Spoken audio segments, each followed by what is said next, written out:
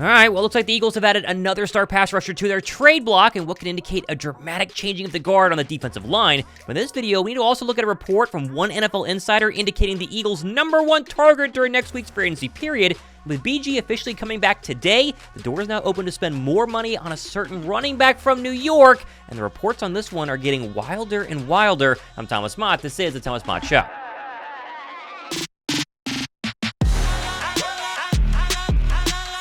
Okay, we're just a few days from the NFL free agency, but the rumor mill continues to churn, and there's a brand new bombshell report on the Eagles' plan at pass rusher that dropped just a little bit earlier today, starting with Tom Pelissero tweeting that, quote, the Eagles are having trade calls on defensive end Josh Sweat, sources tell me and at Rap Sheet. Sweat has 35 career sacks and is still only 26 years old. Philly is starting over the new defensive staff, and Sweat could be on the move. Now, we've known for weeks that Haason Reddick has been on the trade block, and Philadelphia could move Reddick due to age and price, but Josh Sweat, again, under contract, 26 years old, moving on from him would be a very, very big change in the Eagles' defensive line. Now, of course, Ian Rapoport confirmed Pelissero's report when he tweeted, quote, in summary, the Eagles are having trade calls for Josh Sweat and Haason Reddick, as also permission to facilitate a trade. A really interesting situation to watch on the Philly defense as they rework themselves for 2024. Which John Clark dove deeper by adding, not an either-or situation from what I understand. If the Eagles can move both Reddick and Sweat, they will, and then be aggressive in how they replace them. Everyone has a price, but the team was also not happy with the lack of production from the starting edges and how they played in the defense in the second half of the season. Now, if you're thinking about this logically from Howie Roseman's perspective on why he might want to trade Josh Sweat is,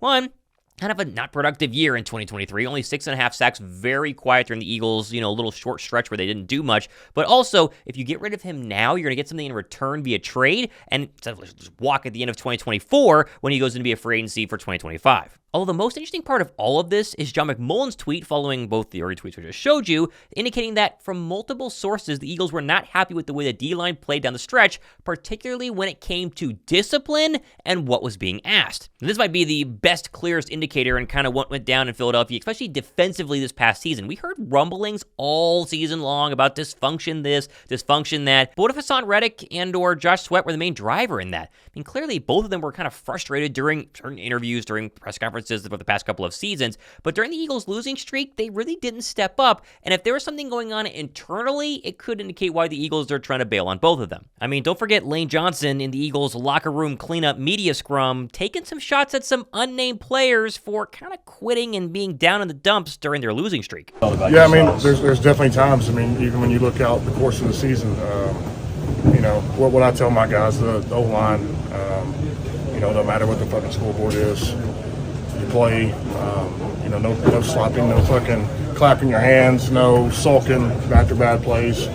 You go up to the line of scrimmage like nothing fucking happened, like a robot. And I think something that's needs to be addressed. Think as far as concerning next season, you don't want to give your opponents anything. I mean, they see that shit on film.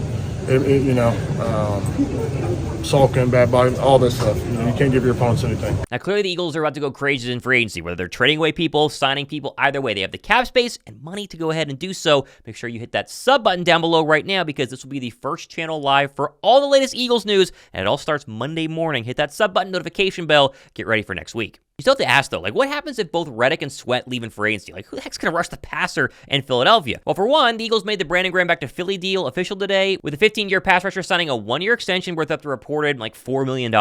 Of course, Graham isn't as productive as Sweat or even Reddick, but keeping him for depth and leadership is always a good thing. Plus, we all love BG. One final season, one final farewell tour, it's a good thing for Philadelphia. Although Jesse Palmer did chime in on the Eagles' D-line situation, saying the Eagles feel good about the trajectory of Nolan Smith's development. Smith had a maintenance procedure on his shoulder this offseason, preparing him for a bigger workload in year 2. That's good news. It's interesting, though, because Nolan Smith, if you watched him in year 1, seemed very overwhelmed. Did not seem ready for the spotlight of being a first-round pass rusher, although, of course, the shoulder injury was obviously a serious issue they didn't really hint upon, but getting him right with a surgery this offseason could be getting him ready for what hopefully is a breakout year 2, where Philadelphia is going to need a lot more from him if both Reddick and Sweat are gone. Although I'm still not convinced that both Graham and Smith are really the answers, though. And so Diana Rossini's tweet via The Athletic saying the Eagles have been shopping both Sweat and Haason Reddick the past 2 weeks. Look for Philly to aggressively pursue Bryce Huff in free agency gave me a little bit less cause for concern. And of course, yesterday we talked about the Jets' Bryce Huff as someone the Eagles are reportedly looking at, following this clip from Michael Lombardi's podcast about the young defensive end being linked to Philadelphia.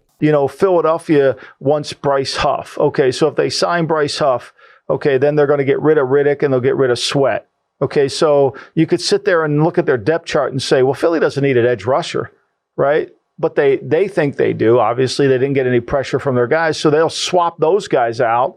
They'll swap Sweat and Reddick out and bring in Huff and pay him whatever the number is they've got to pay him. Huff really does fit the mold. He's someone who's younger than both Sweat and Reddick. He's going to be a lot cheaper than them as well, but he's been very, very productive, especially this past season. You get him on a team-friendly deal, and the Birds could be thinking that his age plus the cheaper contract could be a lot better than keeping Reddick and Sweat long-term. Now, I'm not trying to convince you that Huff is going to be better long-term than Josh Sweat and Haason Reddick. I'm trying to show you what the Eagles' mindset could be if all these reports are actually true that they're trying to get rid of not one, but two. Bryce Huff is younger, as I mentioned, but he was very productive last year. His pass rush win rate has been absolutely fantastic. Him plus maybe another unnamed pass rushing target, and of course Brandon Graham and Nolan Smith could mean the Eagle defensive line might not really lose a step. What's funny during this time of year is there's a lot of rumors from really legit sources, as mentioned earlier, Pelissero, Ian Rapoport. There's plenty of non-legit reports that are clearly just trying to get some clout, like Dan Stilo, for instance, who tweeted yesterday that the Bears have interest in trading for the Eagles wide receiver. That is A.J. Brown. Hashtag the Bears, hashtag Fly Eagles Fly.